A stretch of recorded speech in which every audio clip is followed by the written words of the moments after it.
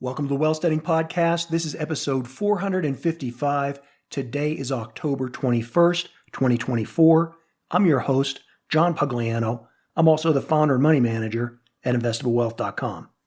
Well, we're 2 weeks away from the election, and if you believe the current polls, which I don't necessarily believe anything the media says, but if you take them at face value, then the election has tightened up, and right now I would say that everybody thinks their guy's going to win in November.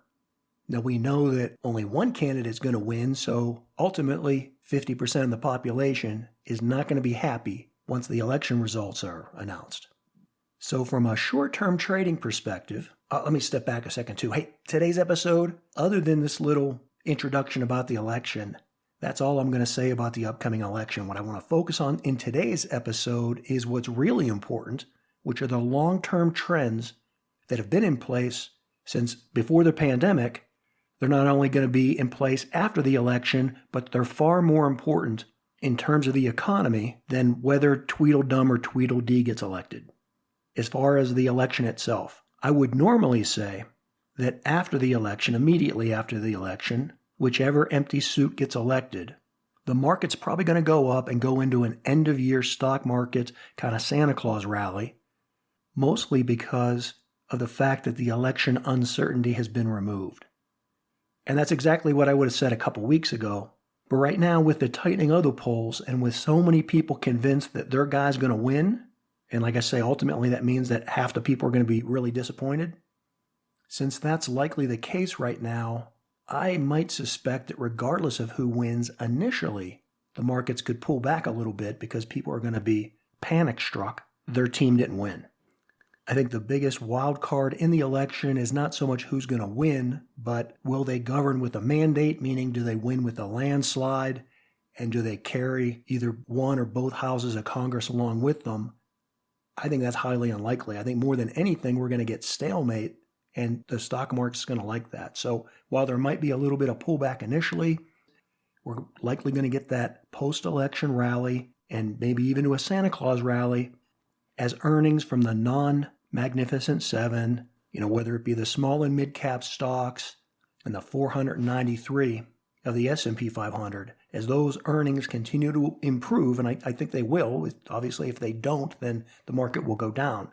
But it looks like, from all indicators, that profits are improving broadly across the publicly traded companies, and ultimately that is what drives the stock market higher. So we'll see how all that comes together. But forget the election.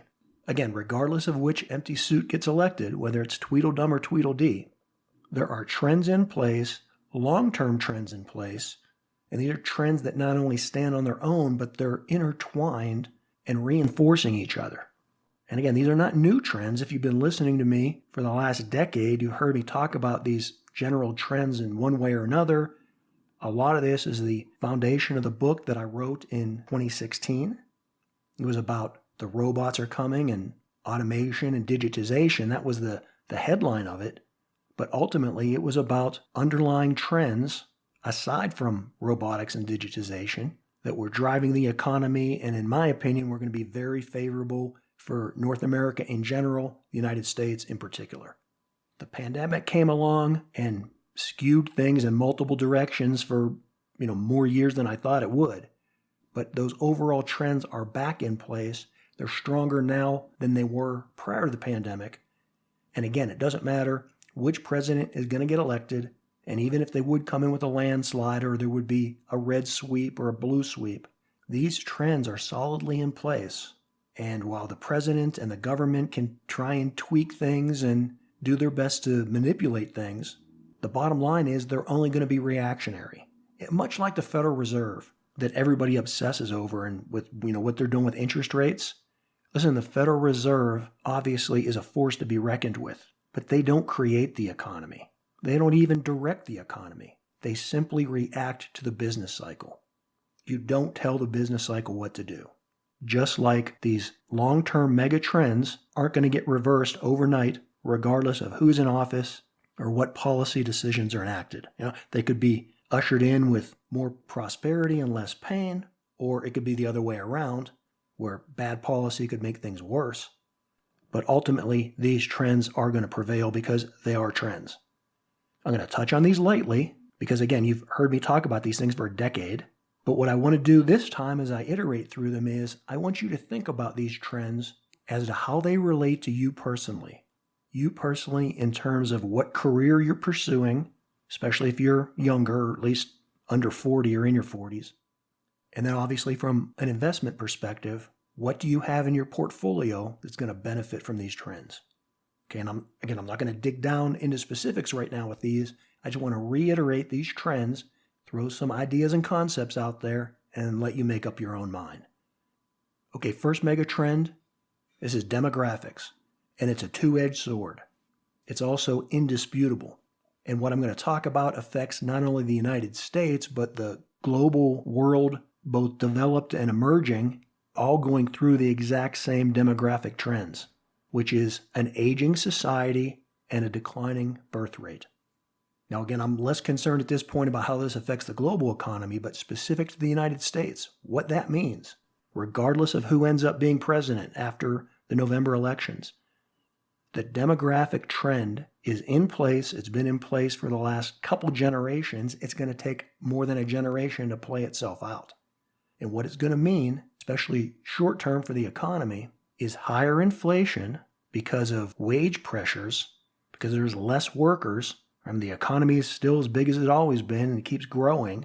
And yet we have the aging society, which means the baby boomers are rapidly moving into retirement if they're not already there now. So that's less workers to draw from. And since less people are being born, you also have a smaller population to draw those workers from. So wage inflation is going to continue. As a side note, for everybody thinks that interest rates are plunging, just take a look at what the 10-year Treasury has done lately.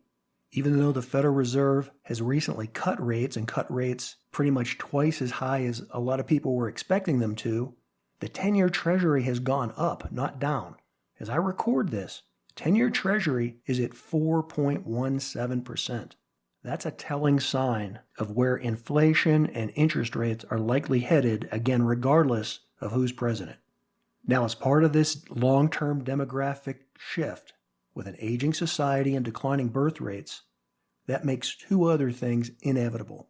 And again, this is regardless of what policies are implemented by DC or even by what Wall Street titans say they're going to do or what they're going to invest in. The bottom line is, with an aging population and declining birth rates, we're going to have to see both an increase in automation and in immigration. In any case, the U.S. is going to have to rely on immigrants to keep the economy at its current status quo, let alone even trying to grow. Just to keep it where it is, the U.S. is going to have to take in more immigrants. I think the policy question isn't whether we bring in more immigrants. The question is going to be what skill set and from what country do those immigrants come from. That's a topic for another day.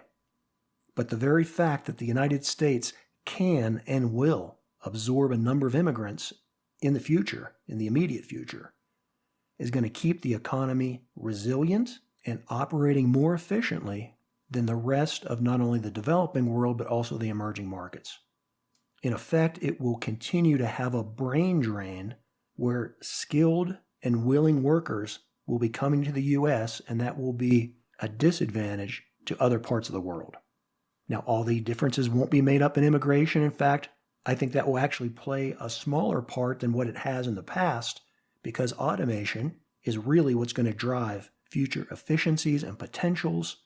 And we've seen that being invested in, well, actually we've seen it being invested in for at least 60 years, but even just post-pandemic, the amount of money that's gone into automation in all of its forms, whether it's robotics or artificial intelligence or whatever form of digitization has taken place. These past 3 or 4 years, the numbers are just staggering, especially as they apply to the industrial base. And the naysayers are going to find something bad in all this. They're going to say, all the jobs are going to be gone. And if you think of the title of my book that I wrote, it was called The Robots Are Coming. I didn't pick that title, the publisher did.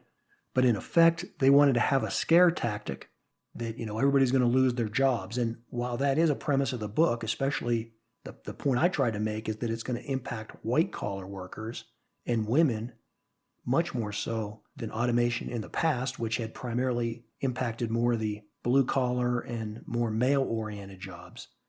But regardless of what you call it, the investments being made in that area are not going to change regardless of what politician's in office. And it's going to create what I believe is a thriving, more efficient, more productive economy, especially in the United States. And while it will be bad for many businesses or sectors or industries, even geographic areas, it's going to be hugely beneficial for others.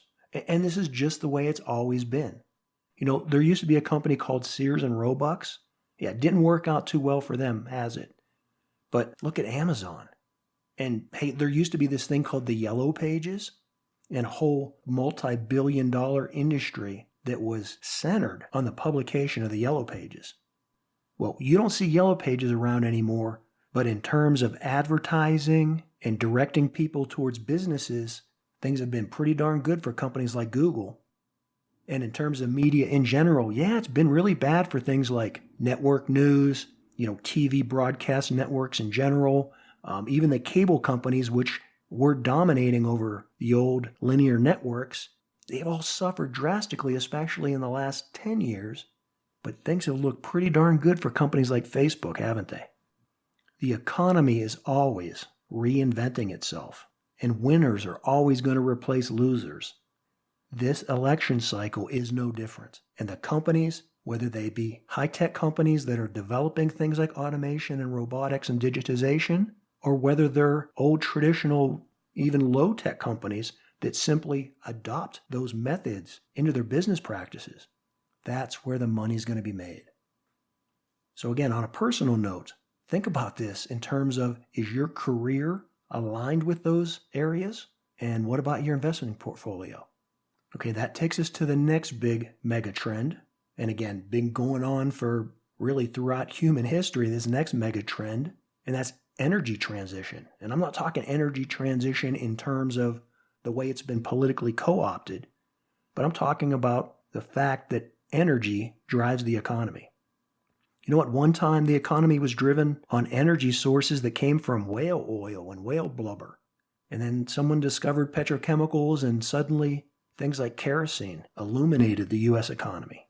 And then there was guys like Edison and electrification and the light bulb. Right? There's always an energy transition. After World War II, there was the potential for a huge energy transition into nuclear energy. In fact, if you read articles from the late 1940s, early 1950s, prognosticators predicted that because of nuclear energy, that energy would be so cheap, we wouldn't even have to meter it. It would be so cheap and abundant.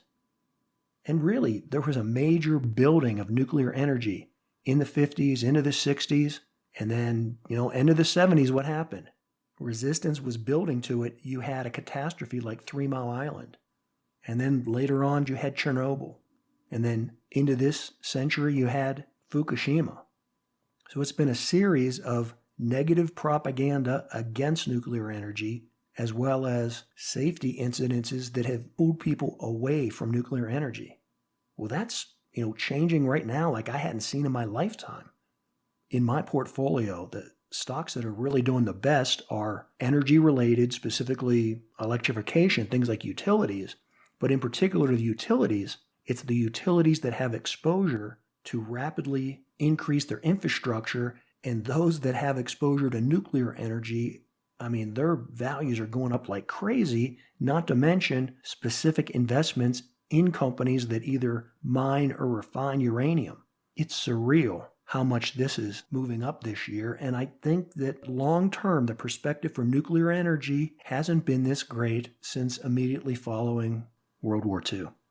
So that in itself is an energy transition. But even closer to home right now, as far as today, we've been in a major energy transition since 2005 or 6. And you've heard me talk about this infinitum over the last 10 years. And that's the shale oil revolution, particularly the way it's reshaped the American economy and the overall American defense strategy. Right now, we see the most severe war going on in Israel and in that part of the Middle East than I would really say we've ever seen. And yet, where's the price of oil? At or below $70? If we had this kind of action and this kind of concern that Iranian oil assets could be attacked, if we had this kind of concern 15, 20, 30 years ago, oil would be at $200 a barrel. It isn't that high right now because the U.S., since about 2005, has reversed the trend of declining oil production in the United States, declining domestic oil production. From about 1970, 1971, oil production in the United States peaked, and then it was declining and didn't bottom out until around 2005. But that's when the investments in alternative oil production, things like horizontal drilling and fracking and shale oil, when those investments started to pay dividends, and you fast forward from 2006 until today, the United States is producing over 13 million barrels a day. That's probably more than 35% what we produced at the peak in the 70s. And there's still plenty of reserves, and even more importantly than that, we have the most robust natural gas reserves attainable at an incredibly low price, that even if it takes 10 years, 30 years, 50 or 100 years to get to the nuclear energy position where we need to be in, we've got enough fossil fuels and specifically cheap natural gas to drive that transition. That means that the United States isn't held hostage to the Middle East or to other areas that produce oil like we had been for, the first half of my life. It also means that when people talk about nonsensical things like the petrodollar collapsing the U.S., that if you just think in terms of not only is the U.S. not buying all that oil, but we're also producing and exporting it, that any loss of the, quote, petrodollar going to yuan or some other currency, it just pales into comparison to all the U.S. dollars that are no longer being spent on foreign oil. These are times of prosperity, regardless of what the gloom and doomers are always worried about. That makes our country more efficient, more productive, and when you combine the low energy costs and its availability, whether it's coming from clean natural gas or whether it's coming from nuclear energy or some other alternative energy in between that, the bottom line is when you combine that with automation and robotics and digitization, then we're headed to the point where in the United States, we will be able to make things faster, cheaper, and more reliably than anywhere else in the world. And again, do you see how these trends are all reinforcing each other? If we have a growing economy, if we have a stable economy because we have energy sources, and if we have growing manufacturing along with our service industries, then we're going to need more workers. And since we're not birthing more workers, and since the baby boomers are retiring in great numbers, that means that things like immigration and robotics and automation all have to increase. So these are reinforcing trends. And the other one, this other trend I want to talk about reunites those other two significantly, and that's geopolitical instability. Listen, it's always been a mirage or an illusion that the U.S. was a hegemonic, unipolar superpower. Since the Soviet Union went away in the early 90s, people want to tell you it's been the end of history and the U.S. is dominated. And yeah, you can talk about that, but what's the reality of it? In the 30 years since the fall of the Soviet Union, the U.S. was involved in hot wars fighting in the Middle East for 18? At least 18 years of those 30? So does that sound like a hegemonic unipolar superpower? No, the world has always been a dangerous place. And there's never peace. There's never only one superpower. There's never only one country that dominates things. It's always multipolar. And right now it's shifting even more in that direction. But it isn't the end of the world. We're going to be not going to be. We already are in a Cold War II, just like we had the Great War. And then when the Second World War came along, we had to name the Great War World War I. Well, we came through post-World War II about a 50-year period, a half a century of what was dubbed the Cold War. Now we're in another one, so it's going to be Cold War II. I actually like the term of hot peace that some people have coined. I think that makes the most sense because history doesn't repeat itself, it rhymes.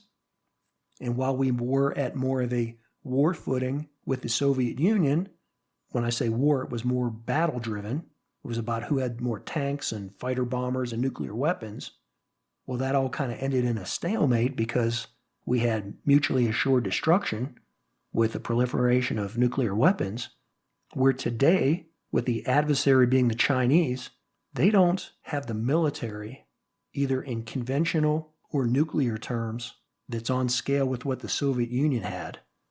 And even if they did, or even if it surpassed our capabilities, again, it doesn't matter much when you have mutually assured destruction.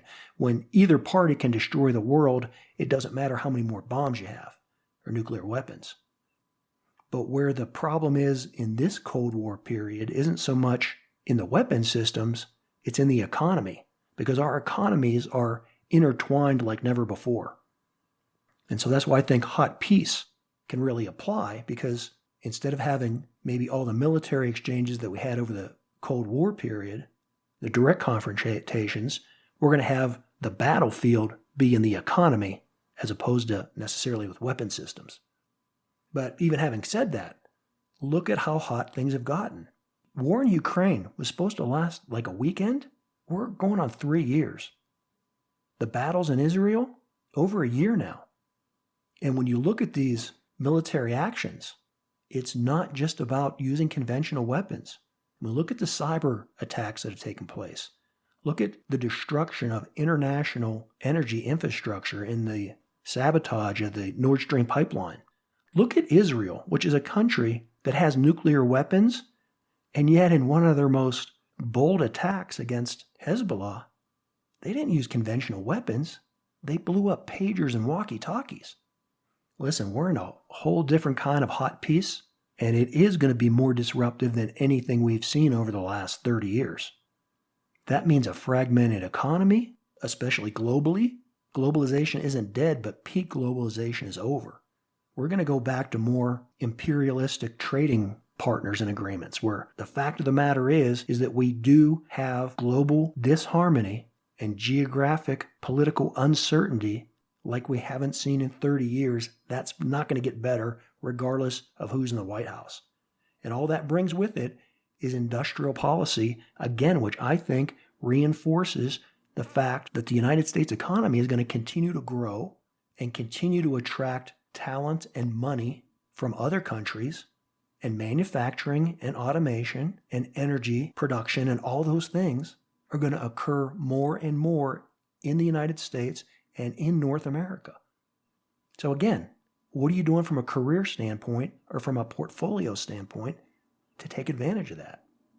Now, I've gone longer than I planned. I want to wrap up, but I want to end on the note that I began on, and that's demographics. I know there's plenty of gloom and doomers out there that are telling you, oh, the declining population, that means that global growth is going to slow down because we have less consumers, and the old baby boomers, they're going to sell all their stocks and go into bonds and CDs, and that's going to crash the stock market. Well, we've been hearing variations of that gloom and doom for at least 30 years, and it never seems to go out of fashion, and guys like Harry Dent and others are always predicting more bad scenarios are going to happen. But look at the other side of it. And this is where I want to make the argument of how these trends are reinforcing each other. And long term, again, I want to stress long term. I don't know what's going to happen tomorrow or next week or next year. But over the next 5, 10, 15 or more years, I do think the U.S. economy is going to continue to grow. And while it's true that globally population is declining, like I said, the U.S. is going to make up for that in terms of bringing in immigrants, a brain drain, and a talent drain from the rest of the world. And we're also going to supplement things with robotics and artificial intelligence and digitization, which means that we can do more with less. So that in and of itself, I think, will be beneficial for the U.S. economy, maybe detrimental for other countries, but I think it's going to be a resilient force on the U.S. economy. And then on top of that, to counter the argument that all these old people are going to sell all their stocks and crash the stock market, and they're going to go invest in treasuries and CDs, that's not going to happen. Warren Buffett, how old is he? He's in his 90s? He's not invested in T-bills. He's heavily invested in businesses. Bill Gates, he's a boomer. You think he's clipping coupons and worried about extending his certificates of deposit? No, he's heavily invested in growing business assets. A lot of people want to talk about how he's buying up the farmland. Look at what Bill Gates has done in the last decade in terms of nuclear energy. That's where the trend is. So the bottom line on all this big demographic collapse of the economy, again, it's probably going to be bad for other parts of the world, but in the U.S. specifically, baby boomers control close to $80 trillion in assets. That's their entire net worth. So you add up their homes and their real estates and their stock portfolios and just all the assets they have, it's close to $80 trillion. Now, again, something else that's not going to get changed by whoever's president is that all those baby boomers that own $80 trillion in assets, over the next, say, 15, 20 years, 25 years max, they're all going to be dead. What's going to happen to that $80 trillion over the next 5, 10, 15, 25 years? Well, to the extent that baby boomers are still alive, they're going to spend that money on health care and discretionary items. Now, I was recently in Europe, and you know what I saw? A lot of old people. You know who's out there spending money, going to restaurants, taking vacations? It's old people with discretionary income. So regardless of who the next president is, spending on health care and senior-type discretionary items is going to go up the next 5, 10, or more years. And then when these baby boomers eventually do pass on to their reward, what's going to happen? Their children and grandchildren are going to inherit all that wealth, and we are already in the throes of the greatest intergenerational transfer of wealth that's ever happened in the history of humanity. We saw this take place during the pandemic in large numbers. You know, the population of people in their late 70s and 80s, they were dying at a disproportionate amount. And what was happening to their assets? Their children and grandchildren were inheriting that money. The number of people that inherited money from 2020 to 2022 was off the charts. I know this happened statistically. I know this happened anecdotally. And what happened with all this inheritance? People bought new homes. People bought second homes. They bought cars and trucks and RVs and all sorts of things. And that's just human nature. And so I don't see a demographic time bomb blowing up like all these other naysayers. I think this great transfer of wealth, which is undoubtedly going to happen, which is going to drive discretionary spending in younger generations, and those younger generations, although most of them will spend it, there will be others that use it to pay down debt and beef up their retirement savings. And so to wrap it all up, rather than focusing on who's going to become the next president, I'd encourage you to think about these long-term trends and adjust your career and your lifestyle and your portfolio to take advantage of them. And if you do that, you'll probably find yourself being cynically optimistic, just like me. Well, hey, as always, thanks for listening. Until next time, this is John Pugliano wishing you the very best returns.